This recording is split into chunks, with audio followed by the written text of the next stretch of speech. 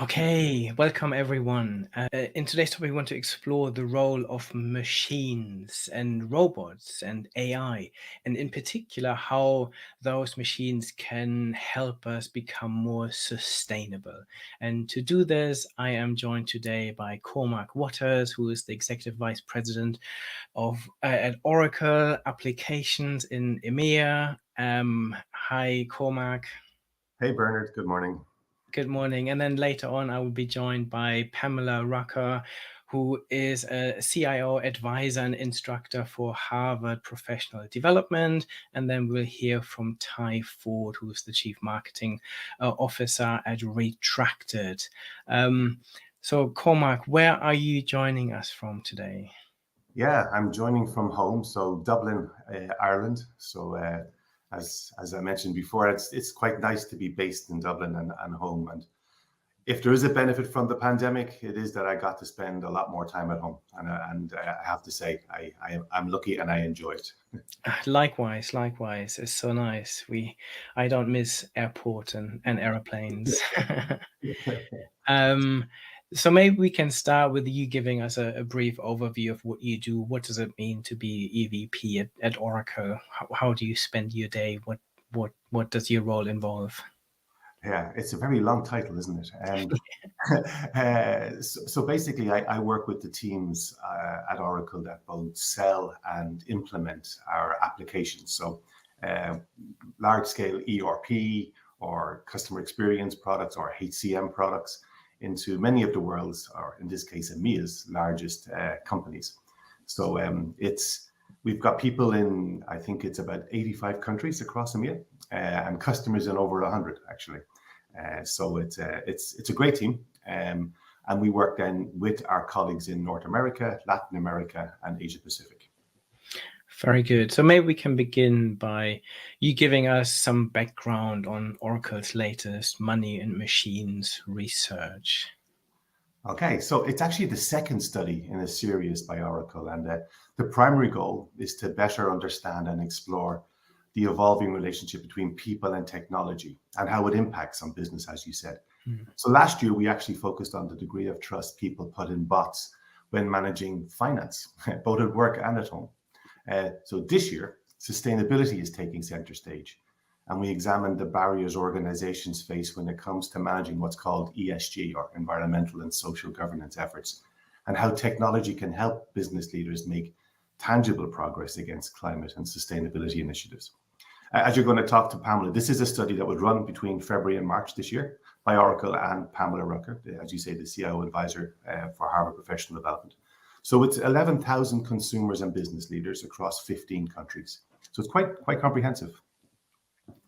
Very good. And the aim is to figure out the roles of machines, right? And AIs and robots in all of this. I think last year the focus was on finance. What were some of the key findings there? It's actually interesting. Last year, the finance study was around would people trust robots or bots or AI to help them make decisions around their money, both at home and at work. And very interestingly, many CFOs felt they'd prefer to rely on robots than actual teams of people. So, but that was covered last year. This year, there were three main chapters in the study. Overwhelmingly, as a result of the pandemic, people want businesses to step up sustainability and social efforts. So sustainability and social efforts are under the spotlight, and people are calling for businesses really to step up, not just talk about it. So the study found 93% of people believe sustainability and social factors are more important than ever. 78% are frustrated and fed up with the lack of progress. 84% believe businesses would make more progress towards sustainability and social goals with the help of AI. And 61% even believe that bots will succeed where humans have failed. So sustainability and social efforts have been put under a microscope. Yeah, I couldn't agree more. I believe that it is probably today's most important and most challenging challenge in the world that we are facing. And in my books, I talk about future trends, and sustainability is for me one of the key trends, and organizations need to really think about how they bring in sustainability in terms of products and services, but also in terms of operations. So this study is about the role of machines, right? So Yes. how can machines help us become more sustainable, and how can we move some of our decision making to machines? I guess with sustainability, one of the big challenges is that if you run a business, there are short-term profit goals, there are other priorities. So Yeah. what is the role of machines in all of this, and how can they help organizations become more sustainable? So it comes back to the topic of almost human bias, actually. And so the study has found that human bias and then operational challenges are holding businesses back. So almost all business leaders are facing major obstacles. They're all being given these targets to hit, but they're facing major obstacles. Actually, 91% of them said they're facing these obstacles when trying to implement sustainability and ESG. And 96% of them admit human bias and emotion often distract from the end goal. So it's actually with the right technology, and this is one of those slogans I think that I heard, and I think it's really good. Business can prioritize the new 3 Ps. So people, profit, and the planet. Used to be the old days, the marketing stuff, if you remember, but now it's people, profit, and the planet. Mm. So we really shouldn't be thinking about it as human versus the machine. I think it's human with the machine that'll make a difference. So let's something dispassionately gather the data from a whole variety of sources, be it trucks, buildings, power, whatever it might be, dispassionately presented in a dashboard in a way that's easy to consume, and then guide you towards what they recommend the next step should be. And that way, you can't avoid it. You are managing it, and it's actually then something that does make you look at it every day and kind of go, we are making the progress we need to make, or we're not. Actually, sorry for talking so much, Bernard. One of the other interesting things that turned up on this study, 70% of consumers would be willing to cancel their relationship with a brand that does not prioritize sustainability and social initiatives. And even 69% would leave their current company if it doesn't take it more seriously. They're quite stark numbers, actually. Absolutely, yeah. In my book on the key business trends, conscious consumption is one of the key trends, and actually consumers now make a conscious choice to go with organizations that are more they're addressing sustainability and look at social. They look at the 3 Ps. Absolutely. Yeah. So can you give us some insights into the main learnings for businesses when they're trying to instill ESG best practices? Yeah. Well, actually, we're coming up to Earth Day, right? The 22nd of April. So it's timely. So ESG covers a lot of ground, not just the environmental issues. Therefore, what seems to be driving this is a need to gather data from across the business. So some questions business leaders must consider.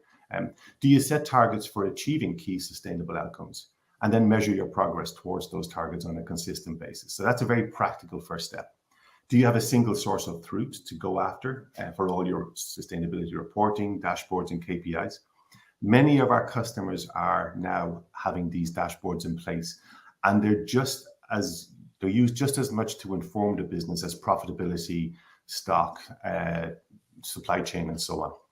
And then do you track your progress against these targets?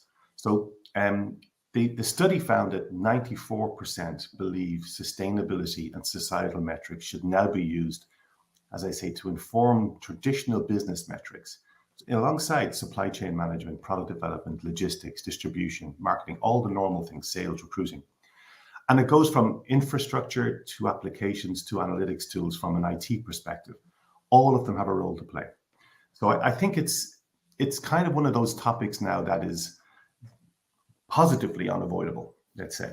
And there's numerous stakeholders to have a role to play: employees, suppliers, customers.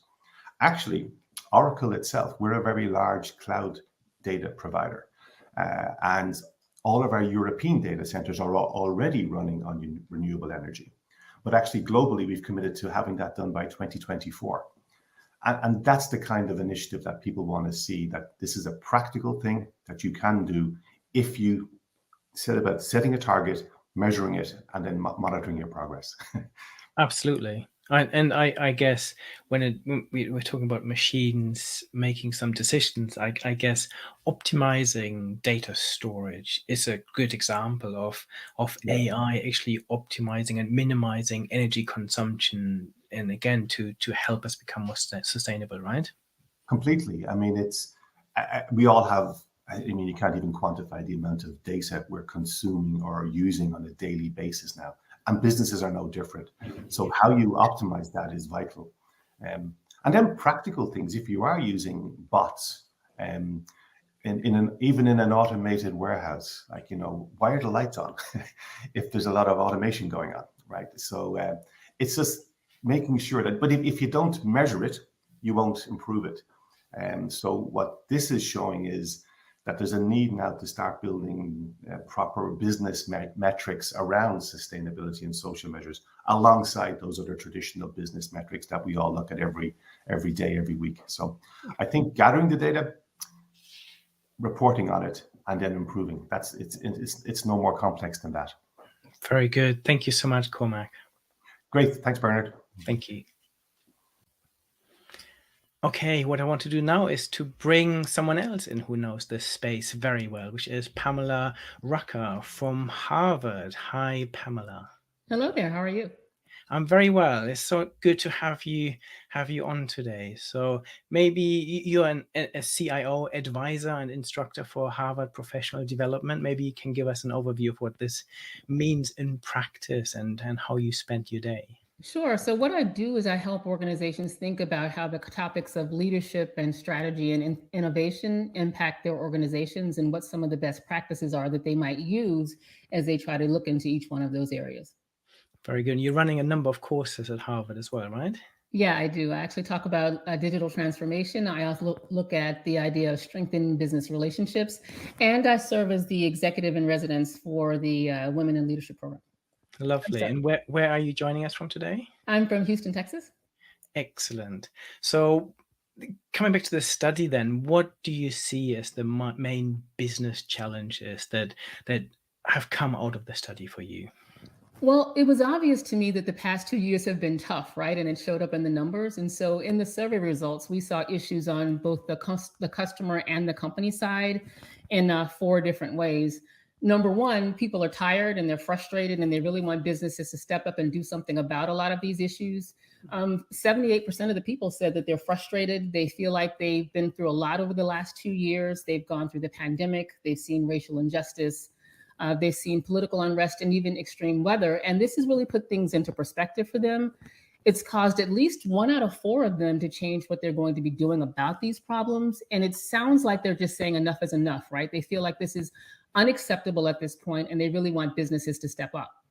The second thing we saw was that people feel like bias and operational challenges are really holding businesses back from reaching their end goals. And we saw in the numbers that this is true.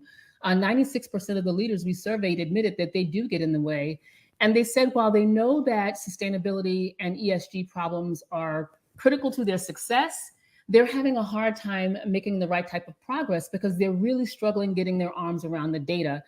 They have issues with getting data from multiple places and dealing with manual processes. And so because of that, it's really hard for them to even track a progress if they do get a program going. And part of that is because a lot of companies don't really have standards that they're forced to meet. So people can sort of do whatever they want to do and just call it green. The third thing we saw was that people in the survey said that they believe that bots and technology can help save the planet. And I love that, right? And so by that, they meant everything from Alexa and Siri up to machine learning and AI. And as a matter of fact, 84% of them said that, look, you could make a lot more progress towards sustainability and social goals if you just use AI, but not in a way that lets the machine take over, but more in a way where humans and machines start to work together. And then fourth, we actually saw that people are ready to cut ties with businesses that don't take action on sustainability and social issues in the way that they think that you should. And the numbers in the survey said that 7 out of 10 customers are willing to cancel their relationship with a brand that isn't serious about these issues. And almost the same number of employees said that they're willing to leave their current company and work for another company that was serious about working for change. They did say, though, that if organizations can clearly talk about how they're making progress, then they would be willing to spend more money with them, to invest in them, and to work for them. And so, in my opinion, all of this means that customers and employees and partners and investors are speaking up. And they've been through a huge upheaval in the past 2 years, and they're just ready for action. I couldn't agree more. So, what advice would you give to organizations with regards to overall environmental and social governance best practice? I think that organizations need to understand that ESG is part of the job. A lot of companies focus on their functional job and selling whatever they build and beating out their competition at doing it. And I talk about this a lot in my programs, right?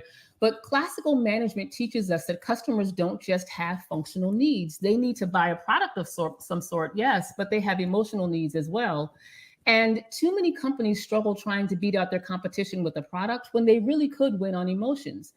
And research tells us that having an emotional connection to your customer gives them a reason to buy from you, and it gives them a sticky reason to stay with you. And that increases your value to them. So if you're in a tight battle, you really want to pay attention to these emotional needs of your customers. And if you're in a tight battle for talent, as we are today, you want to pay attention to the emotional needs of your employees. And a big emotional need on the horizon for both customers and employees is ESG. So if you don't try to start understanding this, you might be out of business by the time that they're middle-aged, when they have more money than ever, when they can buy more products than ever, and they'll have more power in their company than they've ever had before. Absolutely. So, what does that mean in practice then? How do we make sure ESG becomes part of everyone's job? Well, you want to actually think about the way that you talk about this in your firm and the things that they do. You want to think about this in terms of the products that you sell and how you communicate the ways that you're investing in sustainability, not just for the planet, but for the people that are buying from you and the people that are working for you. And when you increase your value to them, their willingness to buy from you will go up, as new research tells us, and the employees' willingness to work for you for even less money will go down. And you get to keep all of the value in the middle. So you talked about the fact that the study finds that we want bots to help us save the planet. And what sort of technology do you think is instrumental in helping organizations to address their environmental and social goals? Well, clearly, I think AI may be able to help with this. And I think anytime you can use technology to do a lot of the heavy lifting out there, right, where they can do a lot of the heavy analytics, ways to help us decide what we might need to do or give us options for what to do, we might be able to partner them with managers that are there that actually can pivot in the face of change or give some context to the numbers that we do see.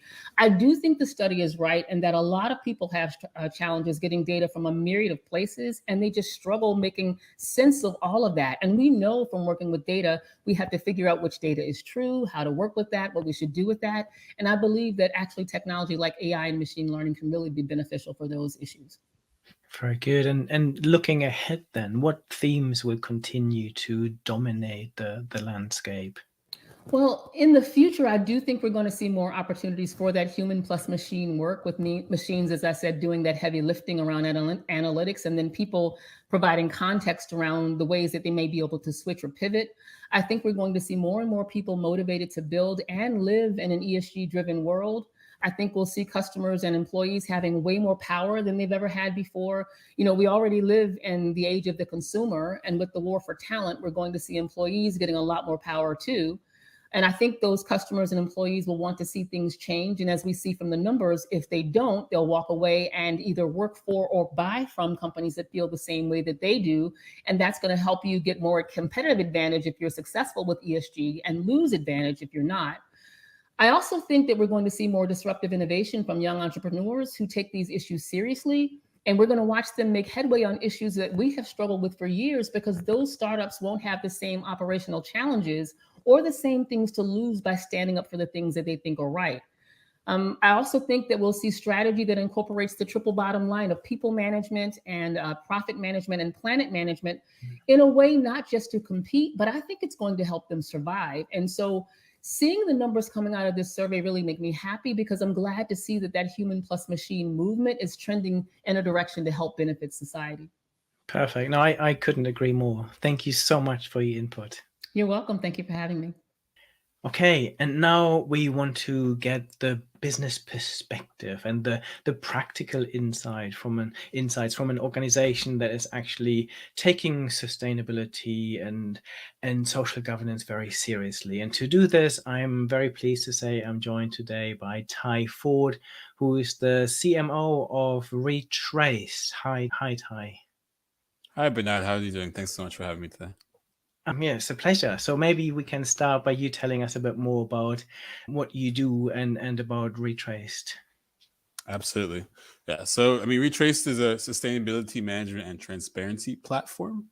So, basically, what we do is we help fashion companies from brands to retailers to suppliers, all the way from T1 all the way down to the farmers. We help them really understand the sustainability data within their supply chain. So, when it comes to collecting the data, when it comes to managing the data, and then when it comes to reporting and communicating the data, whether it's to other partners or to the end consumers, we have a kind of a platform solution that allows all parties to really work together in that effort. Very good. And what's your role in the business? So, as chief marketing officer, I'm in charge of Retrace kind of voice and vision. So we really want to work towards this cross-company collaboration. So, I'm in charge of making sure that that vision is translated through all of our mediums, all of our channels, ensuring that we're working with the right partners that kind of take us towards where we're trying to go. So, it's as chief marketing officer, I get to spend a lot of time talking to our clients, also studying some of our potential clients, seeing what their challenges are, seeing what the implication of those challenges are, right? If they're not met, then seeing what kind of solutions we can collaborate and create together to really help them push sustainability to the next level. Very good. Where are you joining us from today? So I'm based in Berlin personally, but our company is based in Düsseldorf. Although, like many other startups and companies these days, we have kind of people all over the world. But our primary offices are in Düsseldorf, Germany. Very good. So you talked about some of the main challenges, and I guess you work in the fashion industry, which has been criticized quite a lot about when it comes to sustainability. So what are some of the main challenges that businesses are facing when it comes to environmental, social, and governance? Absolutely. Well, and for starters, the industry in itself has its own challenges, right? Fashion is one of the most polluting, I think it's probably the second most polluting industry in the world. It's been around for a long time. So there's definitely this entrenched processes that need to be changed that are definitely outdated to really address this issue. And there's a lot of consumers that are asking for it, but then there's one of the biggest challenges now is that a lot of governments are stepping up and they're demanding, in fact, requiring companies to change their behavior. So you have a due diligence law that came about in Germany. You have other similar laws in the UK, Norway, France. You have the withhold release order based in the US. All these different orders are basically saying, hey, businesses, you need to figure out how your supply chain works, who's responsible for producing what, and how does this affect the environment and the people involved. So this is kind of a huge challenge for brands to really understand what's being produced, where, and how. And it's not just about hey, putting a microscope to it and say, hey, this is where I produce, this is where it's at. It's because there's so many different parties involved. It's hard to get everyone on board on the same page, right? So you have as a brand, you may know who your direct supplier is, maybe your T1 manufacturer, but you may not know where they get their materials from. Or if you do, you may not know where they get their materials from. So going further and further down the supply chain can be really hard to get visibility over.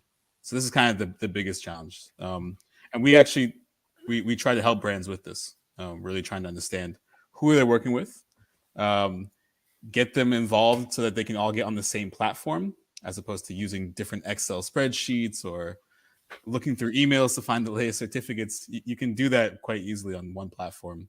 And that's what Retrace tries to do. Very good. And do you have some practical examples of the impact of what you do? So how are some of your customers using it and what they're learning from it and how they're reacting to what they've learned? Absolutely. So, a few practical examples are we had a denim company based in Amsterdam.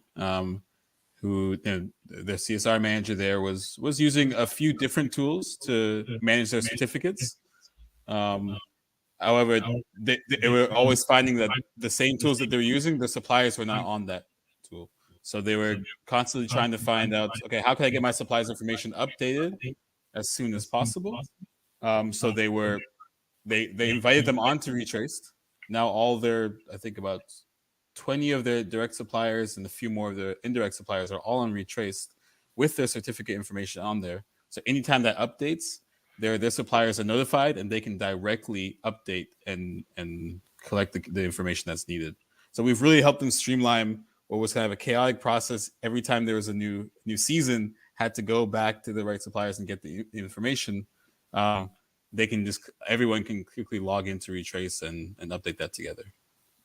So as an overview then, what do you feel the role of technology is in helping companies become more sustainable and understanding their supply chains? It's technology can help. Technology is a tool, right? So it's really about getting the processes right in the first place, but technology can help make those processes more effective and more efficient. So first of all, technology can handle lots of data. Technology can ensure that the data is coming in from the right people in the right places, and you can also connect a wider network, right? So whereas you'd have to do a multiple series of phone calls or emails to get in touch with people, with technology you can send automatic updates to suppliers instantly, and there's no sort of limit to the size of that network that you can create. So it really helps to kind of make the job of everyone's easier.